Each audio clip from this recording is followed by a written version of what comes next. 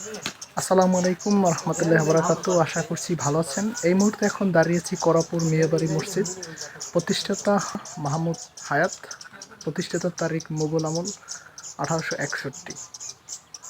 আসলে আমরা এখন মসজিদটি দেখব এবং এখানে অনেক মানুষ আছে যারা কিন্তু ভ্রমণ পিপাসু বলতে পারেন, বিভিন্ন দূর দূরান্ত থেকে আসছে এবং ইসলাম সম্প্রদায়ের থেকে আসলে এখানে নামাজ আল্লাহর রহমতে এখানে পরিপূর্ণভাবে করা হয়। এই তো হচ্ছে সেই মসজিদ, মিয়াবাড়ি মসজিদ। আমরা এখন মিয়াবাড়ি মসজিদটি আপনাদেরকে সম্পূর্ণভাবে দেখাবো। তার আগে আপনাদেরকে দেখাচ্ছি এখানে যে উজুখানা রয়েছে, সে উজুখানাটি আপনাদেরকে দেখাবো। তা হচ্ছে মসজিদের ঠিক পিছন প্রান্তে যদি আসেন তাহলে আপনারা দেখতে পারবেন এই যে সামনে রয়েছে একদম নিট অ্যান্ড ক্লিন উজুখানা।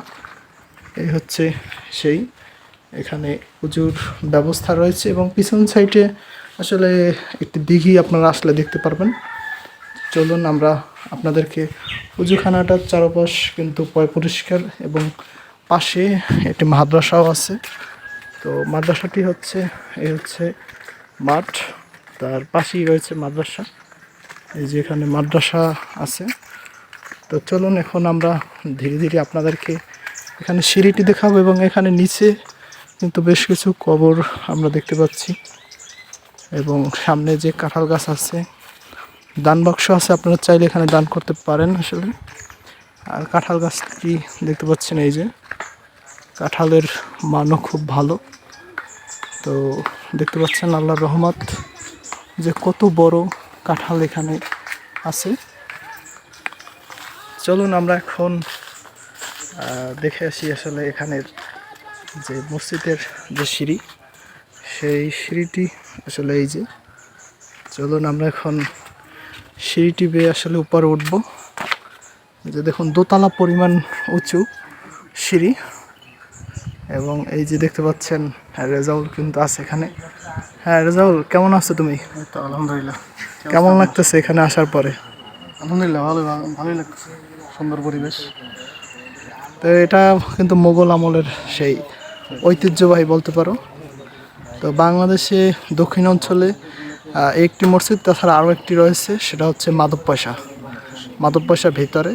এটা আসলে যে রাজ দ্বারা নিয়ন্ত্রিত হয়েছিল সে রাজ দিয়ে একই মসজিদ, একই কাঠামো, দুইটি মসজিদ রয়েছে আমাদের এখানে। একটি হচ্ছে করাপুরে আর এটি হচ্ছে মাধবপয়সা।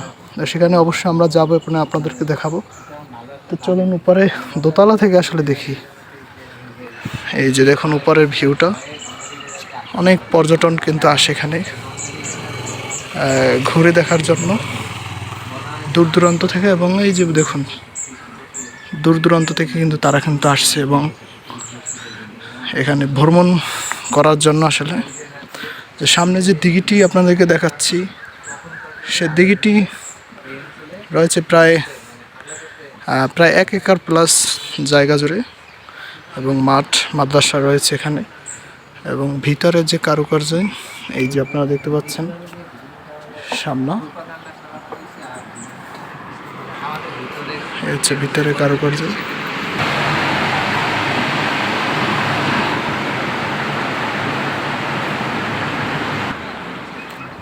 তো আসলে ভিতরে অনেক সুন্দর ডিজাইন করা আছে, যা দেখলে আসলে এরকমের আশপাশে আসলে এরকমের মসজিদ চারপাশে কোথাও নেই। আর ঘাটলাটা দেখুন, সিঁড়ি আর কি, একদম দোতলায় ওঠা যায় এইভাবে, সামনে থেকে সিঁড়ি, একদম প্রাকৃতিকের পরিবেশের রূপছায়া। আসুন আমরা এখন যাই নিচে এবং আপনাদেরকে দেখাবো যে এখানে যে নিচে কবরগুলো আছে, দুটি কবর আছে। সেই কবর দুটো আসলে এটা ঐতিহ্যবাহী, অনেক আগের কবর, পুরাতন, হয়তো বা তাদের বংশধর, তাদের কবর এখানে আছে। এই যে আমরা দেখতে পাচ্ছি একদম সিঁড়িটির নিচে, এই যে দেখুন।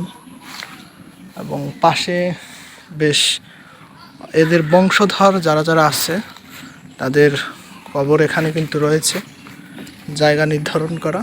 এবং চারপাশটা কিন্তু খুবই পরিষ্কার এবং এখানে দেওয়া রয়েছে মরহুম হাবিবুর রহমান মির্জা তার মৃত্যু হয় 24শে আগস্ট 1996 সালে। এখানে কিন্তু আরও বেশ কিছু মিয়া বংশ তাদের কিন্তু কবরস্থান রয়েছে এবং তাদের বাড়ি কিন্তু এই সামনে আসলে অবস্থান আছে এবং এখানে কিন্তু অনেক পিছন সাইড